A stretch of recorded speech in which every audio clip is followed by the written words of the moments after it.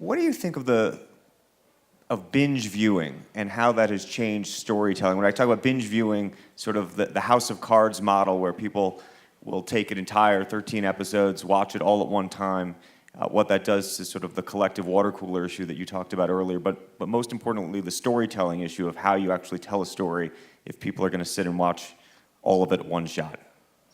Well, there's no better question. I mean, because that's the revolution we're having now. The water cooler is much less important. It's an individual being able to select whatever they want at any time.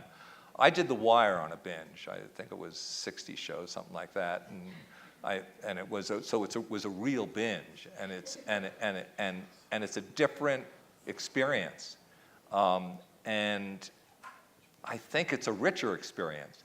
I think, when you're surrounded by it, when you go to sleep and wake up and experience it again, and that happens again and again.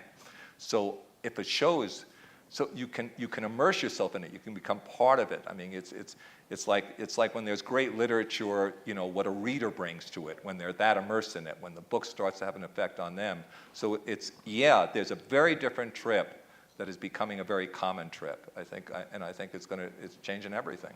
And by the way, there's a precedent for it. 150 years ago, you could read Dickens once a month, or you could binge read when the books came out at the end of the serialization. So it's not a new thing.